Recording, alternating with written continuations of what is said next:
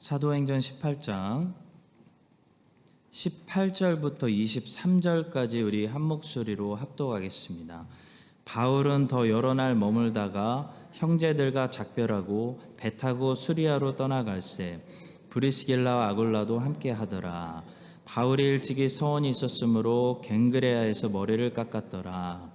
에베소에 와서 그들을 거기 머물게 하고 자기는 회당에 들어가서 유대인들과 변론하니 여러 사람이 더 오래 있기를 청하되 허락하지 아니하고 작별하여 이르되 만일 하나님의 뜻이면 너희에게 돌아오리라 하고 배를 타고 에베소를 떠나 가이사랴에 상륙하여 올라가 교회의 안부를 물은 후에 안디옥으로 내려가서 얼마 있다가 떠나 갈라디아와 부르기아 땅을 차례로 다니며 모든 제자를 굳건하게 하니라. 아멘. 자, 오늘 우리는 2차 전도 여행이 마무리되고 3차 전도 여행이 이미 시작되고 있는 부분을 읽었습니다. 22절까지가 정확히 2차 전도 여행이 끝나는 부분이고요. 23절부터 정확히 3차 전도 여행이 시작되는 부분입니다. 한번 지도를 보면서 다시 우리 좀 살펴보겠습니다. 복습을 해보겠습니다. 바울과 실라는 시리아에 있는 수리아에 있는 안디옥이라는 도시에서 터키 지역을 갈라디아 지역 혹은 소아시아 지역이라고 불리는 오늘날 터키 지역을 먼저 여행하면서 1차 전도 여행 때 세웠던 이 아시아의 교회들을 먼저 굳건하게 했습니다. 루스트라라는 곳에서 디모데를 만나서 디모데가 거기서부터 합류했고요. 원래 아시아 지역에서 먼저 전도를 하려고 했는데 성령께서 막으셔서 방황하다가 드로아에 오게 되었습니다. 이 드로아에서부터 누가가 합류한 곳으로 보이고요. 마게도냐로 넘어가서 빌립보 교회를 세우고 또 데살로니가 교회를 세우고 베레아 교회를 세웠습니다. 그리고 밑에 아가야 지방으로 내려와서 아덴에서 전도하다가 고린도에 도착해서 바울은 브리스길라 아굴라를 만났습니다. 그래서 고린도에서 1년 6개월 동안 고린도 지역에 교회를 세웠습니다. 그리고 이제 돌아가는 길에 에베소에 잠깐 들렸는데요. 그것이 오늘 본문이 시작되는 부분이고요. 이때 바울은 브리스길라와 아굴라를 여기 먼저 내려놓고 갑니다. 갔다가 3차 전도 여행 때 여기로 다시 돌아와서 이들을 만나게 됩니다.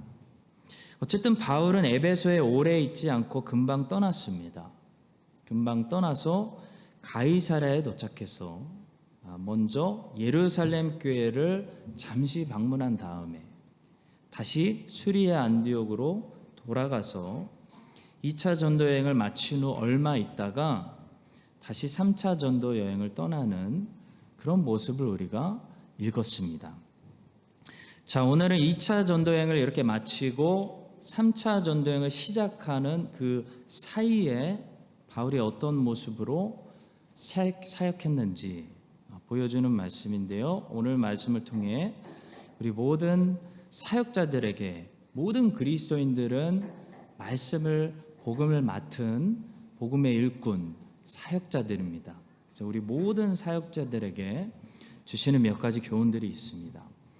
자, 첫 번째로 사역자들에게는 머물 때가 있고 떠날 때가 있다. 중요한 것은 장소가 아니라 그리스도다라는 사실입니다. 우리 모두에게 적용되는 사실입니다. 우리는 지금까지 바울이 1년 6개월 동안 고린도라는 장소에 정착해서 텐트 만들어서 파는 일을 하면서 거기 거주하는, 사는, 머무는 모습을 보았습니다. 근데 여기서는 이제 바울이 여기저기로 돌아다니는 모습을 보고 있습니다. 사역자는 이렇게 머물 때가 있고 떠날 때가 있습니다. 머무는 것이 절대적인 것도 아니고 떠나는 것이 절대적인 것도 아니고 머물든지 떠나든지 그리스도께 복종하고 그리스도를 위해 사는 것이 절대적입니다. 어떤 사람들은 머무는 것을 절대적으로 여기는 사람들이 있습니다. 목회자들 중에도 그런 사람들이 많습니다. 무조건 내가 교회를 평생 지켜야 된다. 그런 자기 신념을 가지고 있는 사람들이 저는 많이 만나봤습니다. 근데 그것은 자기 신념입니다. 하나님이 그 목회자에게 너는 그 교회에서 평생 사역하라고 소명을 주셨는지 안 주셨는지는 하나님만 아십니다.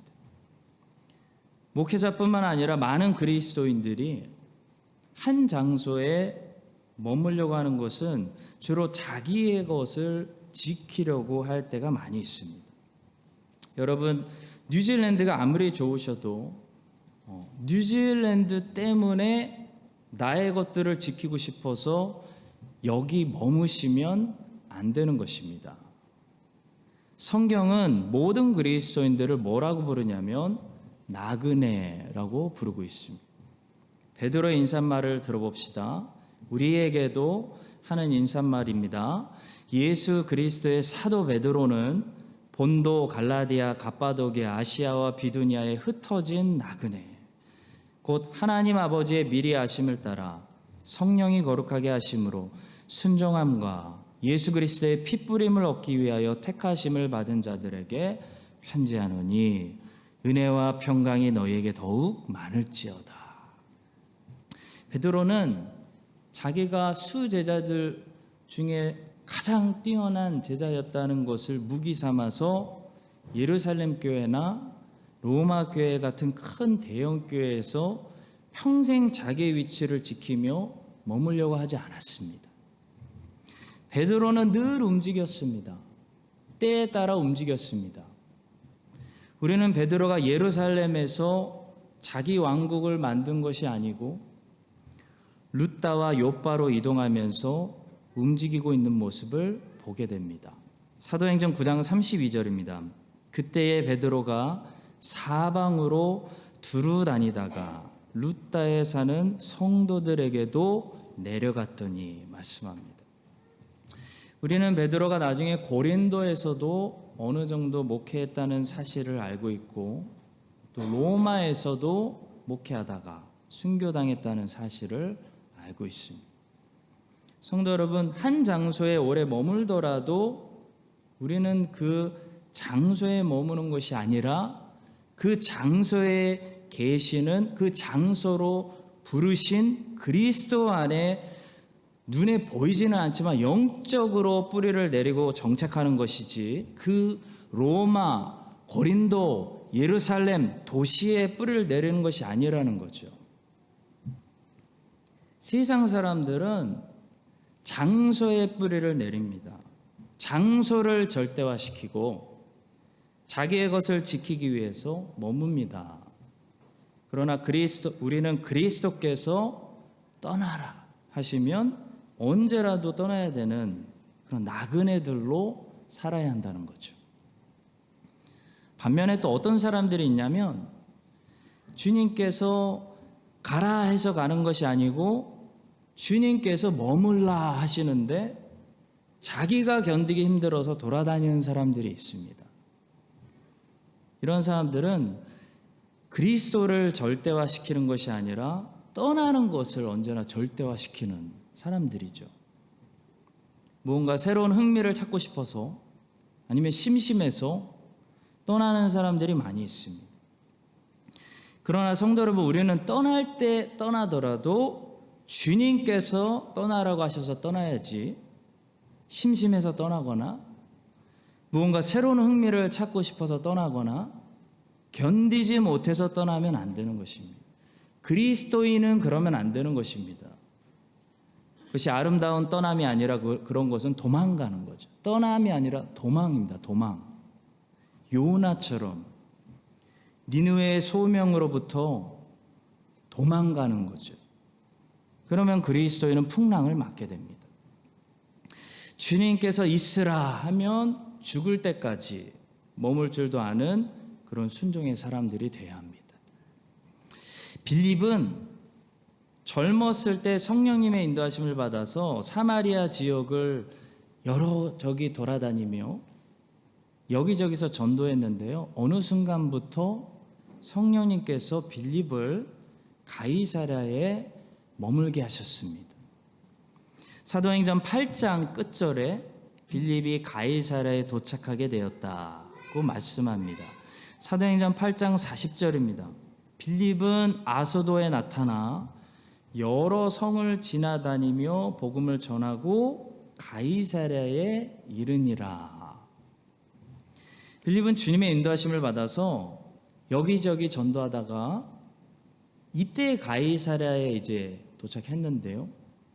이때부터 굉장히 오랜 시간 가이사랴에 머물렀다는 것을 알 수 있습니다. 왜냐하면 나중에 아직 사울이 회심하기도 전인데 사도 바울이 3차 전도 여행까지 다 마치고 가이사랴에 도착했을 때 이 빌립의 집에 머물게 되는 것을 보게 됩니다. 사도행전 8장에서 가이사랴에 도착한 이 빌립이 그때까지 가이사랴에 머물러 있으면서 굉장히 오랜 시간 동안 거기서 딸들도 낳고 살았던 것을 볼 수가 있습니다. 사도행전 21장 8절과 9절입니다. 이틀날 떠나 가이사랴에 이르러 7 집사 중 하나인 전도자 빌립의 집에 들어가서 머무르니라. 그에게 딸 넷이 있으니 처녀로 예언하는 자라. 하나님의 사람들은 바울과 빌립처럼 떠나도 하나님께 영광 돌리고 머물러도 하나님께 영광 돌릴 수 있는 그런 삶이 돼야 됩니다. 떠남이라고 하나님께 영광 돌리는 떠남은 아닙니다. 아브라함과 사라의 떠남은 하나님께 영광 돌리는 떠남이지만 엘리멜렉과 나오미의 떠남은 하나님을 슬프게 하는 떠남이었습니다. 빌립의 머뭅은 하나님께 영광 돌리는 머뭅이었지만 어떤 사람들의 머뭅은 자기의 것들을 지키기 위한 머무름에 불과합니다. 바울의 삶을 보니까 바울은 머물러도 하나님께 영광이요 떠나도 하나님께 영광 돌리는 그런 삶을 살았습니다.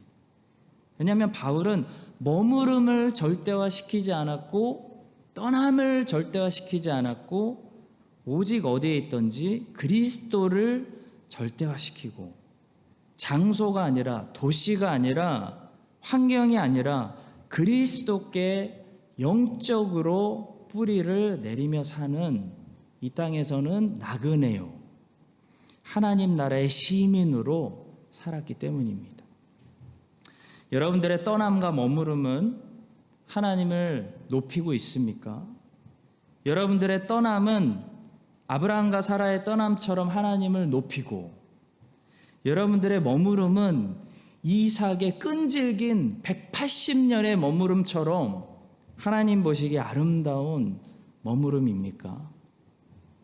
여러분과 저의 떠남이 아브라함과 사라의 떠남, 바울의 떠남, 베드로의 떠남처럼 아름다운 그리스도의 향기를 남기는 그런 떠남이 될 수 있기를 바라고요. 여러분과 저의 정착이 빌립과 이삭의 견고하고 흔들리지 않는 정착처럼 우리가 정착하는 곳에 하나님의 나라가 그곳에 확장되는 그런 뿌리 깊은 향기 나는 정착이 될 수 있기를 우리를 떠나게도 하시고 우리를 머무르게도 하시는 예수 그리스도의 이름으로 간절히 축복합니다. 두 번째로 본문은 그동안 바울이 고린도에서 사역하면서 하나님께 서원하고 사역했었다는 사실을 말씀해 줍니다. 본문 18절에 보시면 바울이 이제 서원이 끝나가지고 갱그레아라는 곳에서 머리를 밀었다는 말씀을 적어 놓았습니다. 머리를 밀었다가 아니고 머리를 깎았더라네요.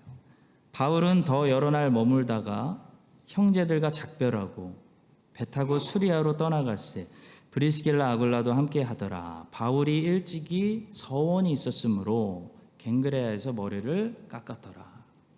갱그레아는 에베소에서 가까운 지역의 도시로 에베소 사람들이 바다로 나갈 때 배를 타기 위해 갔던 항구 도시를 말씀합니다.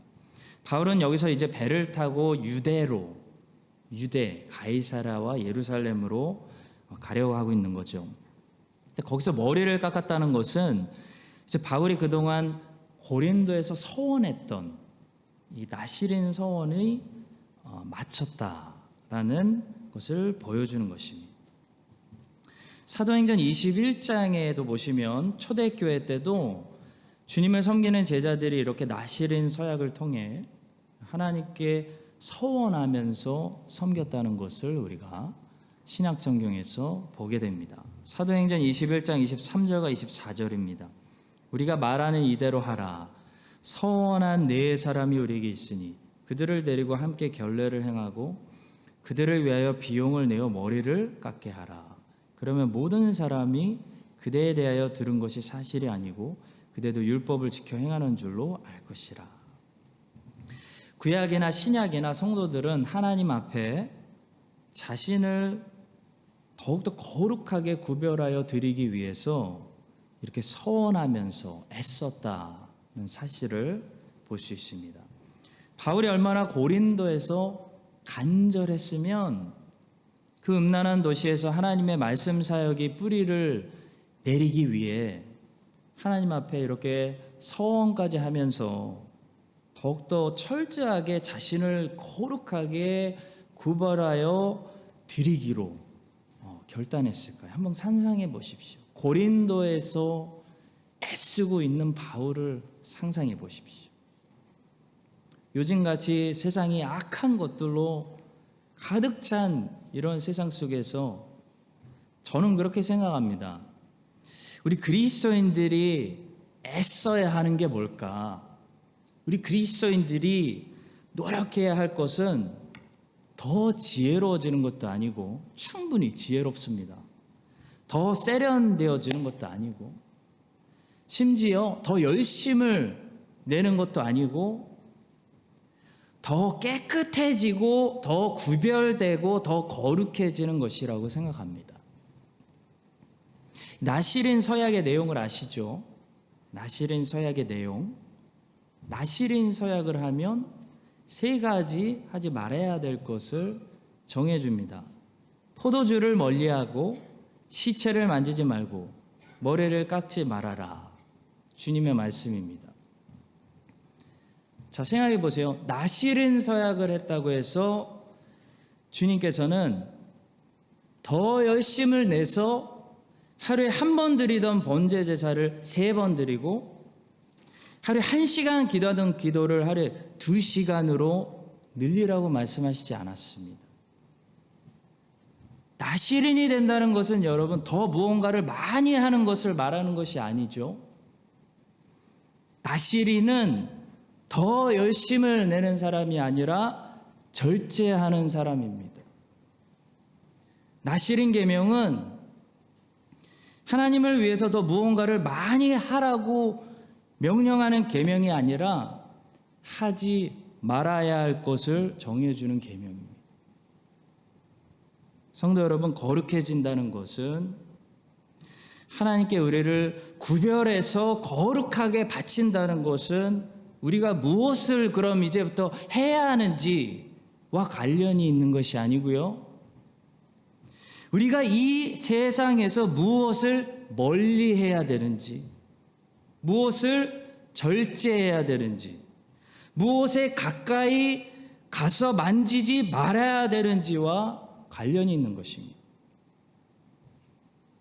나시린은 절제하는 사람입니다. 자기를 지켜내는 사람입니다. 시편 1편에 나오는 복 있는 사람도 마찬가지죠. 복 있는 사람이 되는 이유는 무엇을 많이 해서가 아닙니다. 복 있는 사람 제가 보니까 생각보다 많은 거 하고 있지 않습니다. 딱 한 가지를 즐거워하죠. 여호와의 말씀을 묵상하는 것. 그런데 이 복 있는 사람이 복 있는 사람이 되기 위해서 많이 싸우는 것이 있는데 바로 악인들이 하는 많은 일들을 하지 않는 것입니다. 죄인들을 멀리 하는 거예요. 성도 여러분, 현대 기독교는 잘못된 방향으로 열심을 내고 있는 것 같아요. 우리는 너무 많은 것을 하려고 합니다. 우리는 너무 많은 공부를 하고 너무 많은 책을 읽고 너무 많은 프로그램을 합니다. 왜 이렇게 많이 할까요? 왜 이렇게 열심을 낼까요? 무언가 가리기 위해서는 아닐까요? 저는 그런 생각을 해봤습니다. 우리의 열심과 행위가 하나님 보시기에 또 다른 무화과 나뭇잎은 아닐까요? 우리는 우리가 무엇을 하지 말아야 되는지를 점검해야 됩니다. 시편 1편 1절 말씀. 복 있는 사람은 악인들의 꾀를 따르지 아니하며 죄인들의 길에 서지 아니하며 오만한 자들의 자리에 앉지 아니하고. 시편 1편 1절의 말씀이 말하는 이 사람은, 이 1절의 말씀이 없는 사람은 2절의 말씀이 무화과 나뭇잎을 열심히 만들어서 자기의 죄악된 모습, 자기의 불순종하는 모습, 자기의 양심의 가책을 가리는, 자기의 죄를 가리는 그런 종교 행위에 지나지 않게 되는 것이죠. 우리는 이 하나님 말씀을 묵상할 때 이 하나님, 최근에 제가 이 생각을 아주 많이 했습니다. 하나님 말씀이 세상의 지식 습득하는 방법과 비슷한 방법으로 해야 된다라고 생각할 때가 많이 있는 것 같습니다. 우리는 본능적으로. 자, 세상의 지식은 어떤 방법으로 우리가 얻습니까? 집중을 통해서 얻어지고, 집중해야 돼요. 열심을 통해서 얻어지고, 공부를 통해서 얻어지고, 그렇죠? 근데 하나님 말씀은 참 신기하게 집중한다고, 공부한다고, 열심 낸다고 우리의 삶에 열매를 많이 맺는 거 절대로 아닙니다. 우리는 하나님 말씀을 묵상할 때 집중할 수 있는 조용한 장소 찾으라고, 그게 중요하다고 배웠는데요. 우리 하나님 말씀 묵상할 때 중요한 것이 신학적인 배경 지식이라고 배웠는데요. 그런 게 아니에요. 그것도 중요한데 그게 때문에 열매가 안 맺는 게 아니에요. 집중으로, 공부로, 열심으로 말씀이 열매 맺는 것이 아닙니다. 하나님 말씀은 믿음과 순종으로 열매 맺는 거예요. 다시 말해, 말씀을 이미 순종하면서 사는 사람은 성경을 꼭 많이 안 읽어도, 성경 통독 안 해도, 하루에 한 줄만 읽어도 말씀이 삶의 열매를 풍성히 맺는 겁니다. 근데 말씀대로, 저 말씀대로 순종하지 않는 사람은 매일 성경을 통독하고 1년에 몇 번 통독하고 공부하고 열심을 내고 집중해서 읽어도 말씀의 열매를 맺지 않는 거예요. 성도 여러분, 여호와의 말씀을 묵상하면서 많은 열매를 맺는 삶을 살려면 여호와의 말씀대로 우리가 순종해서 악인들의 생각을 따르지 않고 죄인들의 길에 다니지 않고 오만한 자들과 함께 자리에 앉지 말아야 됩니다. 그래야 여호와의 말씀이 즐겁고 시냇가에 심은 나무처럼 열매를 많이 맺는 것입니다. 자, 바울은 사람의 여러 가지 지혜로운 말들로 고린도에서 복잡하게 전도하지 않았습니다. 그러나 바울의 고린도 전도 사역은 열매를 많이 맺었습니다. 엄청난 방해가 있었는데도 열매가 어마어마했습니다. 왜냐하면 성령님께서 열매를 많이 맺게 해주셨기 때문이에요.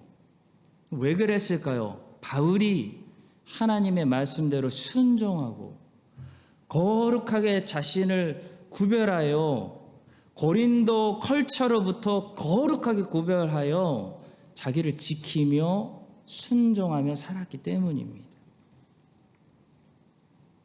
우리는 그 사실을 바울이 고린도 사역이 끝나면서 머리를 깎고 있는 모습에서 그 흔적에서 찾아볼 수 있습니다. 성도 여러분, 우리 교회에 많은 말씀의 결실이 있고 성령의 열매가 있고 사역의 열매가 있으려면 우리는 열심이 아니라 우리는 하나님 앞에 우리 각 사람이 악을 떠나서 거룩해져야 하는 것입니다.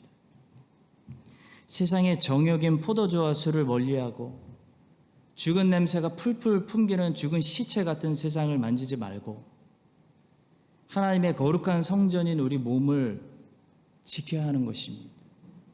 여러분과 제가 하나님 앞에서 하나님 보시기에 바울처럼 그런 영적인 나시린으로 살아간다면 말씀을 짧게 전하고 짧게 듣더라도 성령께서 우리 교회에 우리 삶에 역사해 주셔서 놀라운 말씀의 결실, 이 성령의 열매들을 풍성히 거두게 해 주실 줄로 믿습니다.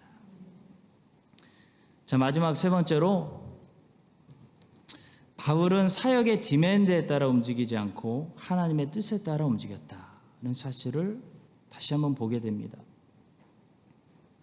바울이 에베소에 들려서 잠시 사역을 했는데요, 디맨드가 들어왔습니다. 에베소에 더 머물러 달라는 요청이었습니다. 그런데 바울은 거절했습니다. 그리고 뭐라고 말하냐면 하나님의 뜻이면 다시 돌아오겠다라는 말로 답했습니다. 20절과 21절의 말씀입니다. 여러 사람이 더 오래 있기를 청하되 허락하지 아니하고 작별하여 이르되 만일 하나님의 뜻이면 너희에게 돌아오리라 하고 배를 타고 에베소를 떠나. 굉장히 중요한 말씀입니다. 사역자 여러분, 우리 사역자들의 주인은 누굽니까? 우리 사역자들의 주인은 예수 그리스도이십니다. 사역자가 섬기는 사람들이 아닙니다. 사역자가 순종해야 되는 순종의 대상은 예수님이지 사람들의 디맨드가 아닙니다.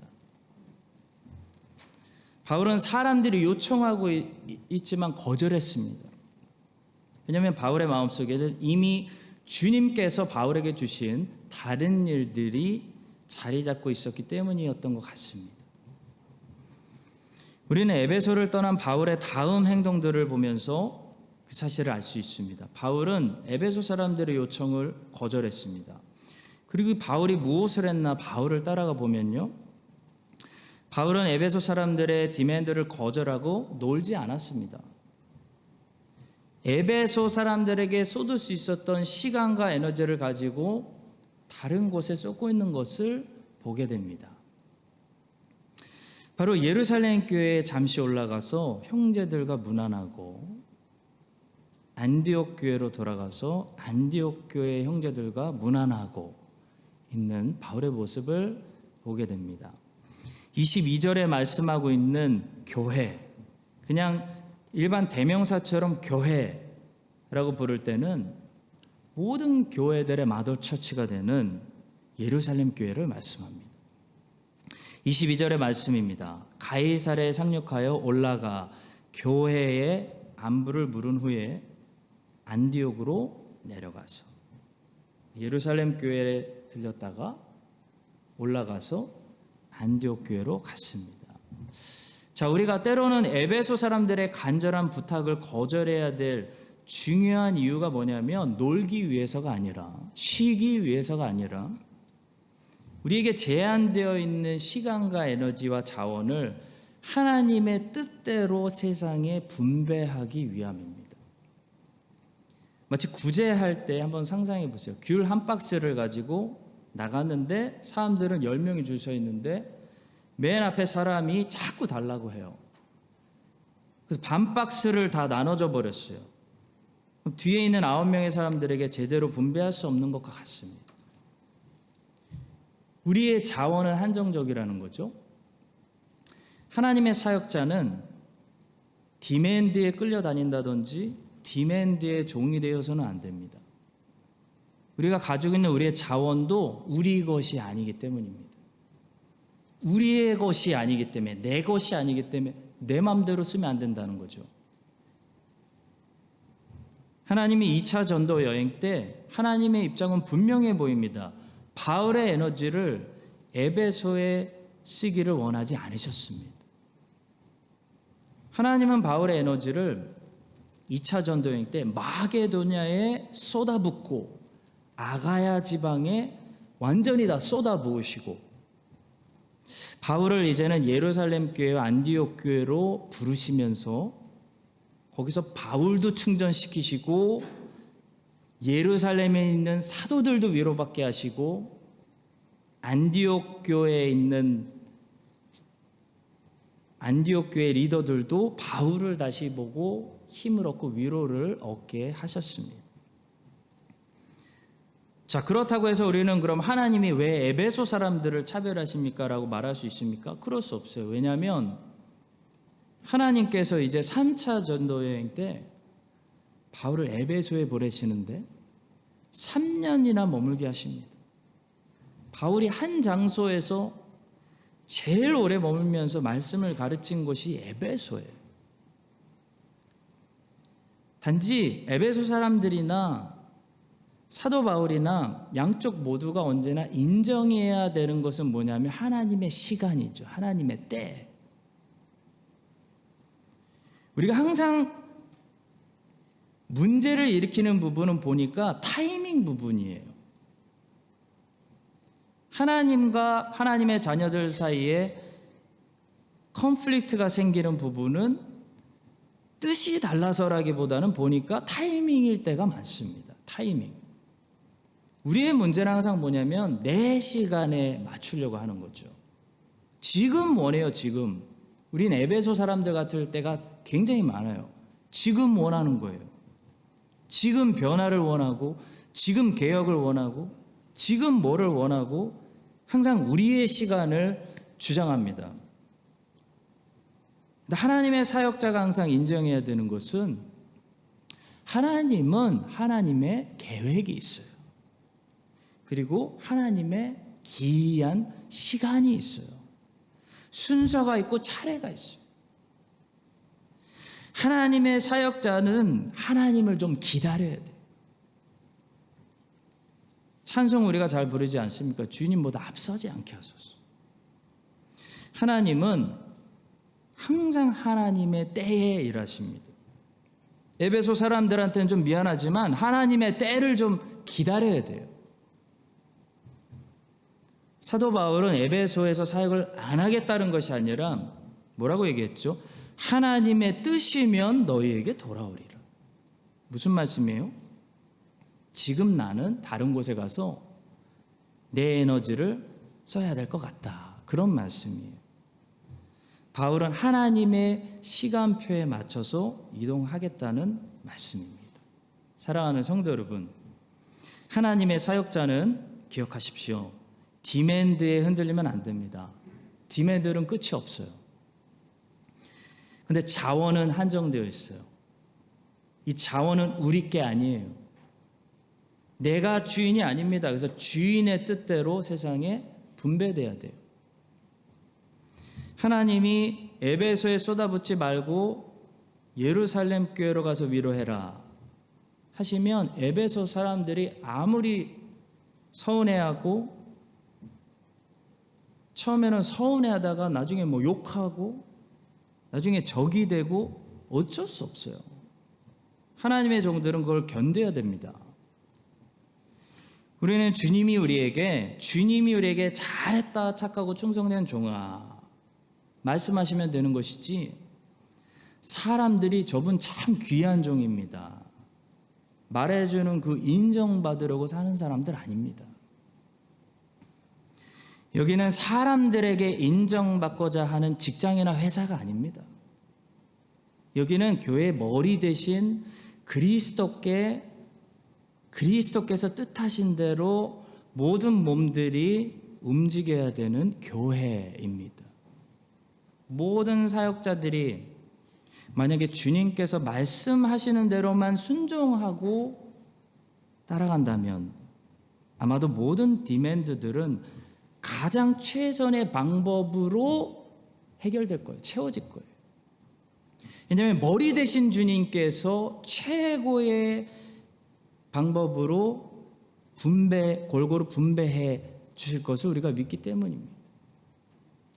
따라서 사랑하는 성도 여러분, 몸이 된 우리들, 종이 된 우리들은 머리 대신 주님께서 하라고 하시는 대로 하면 됩니다. 그것이 2차 전도 여행의 큰 메시지예요. 아시아에서 복음을 전하고 싶었는데 마게도냐로 가라 그러니까 가는 거예요. 그때는 이해하지 못했는데 나중에 큰 픽처를 보니까 그게 맞는 거예요. 여러분과 제가 크고 작은 사역자들로서 평생에 사역을 하려면 이런 원칙을 가지고 사역을 해나갈 때 우리도 흔들리지 않고 또 주님의 뜻대로 하기 때문에 어떻게 되냐면 많은 열매를 맺을 수밖에 없어요. 아주 골고루 분배되어지게 있어요. 은사가 가장 효과적인 방법으로 쓰여질 수밖에 없어요. 그래서 결론적으로 에베소 사람들이나 고린도 사람들이나 예루살렘 사람들이나 안디옥에 사는 모든 사람들에게 최선의 것을 줄 수 있는 최선의 방법으로 최고의 때에 최고의 것을 분배할 수 있는 바울과 같은 그런 삶을 여러분과 저도 살게 해주시기를, 우리는 다 계획을 알지 못해도 계획을 가지고 순종을 요구하시며 우리를 오늘도 사용하시기 원하시는 교회 머리 대신 예수님의 이름으로 간절히 축원합니다.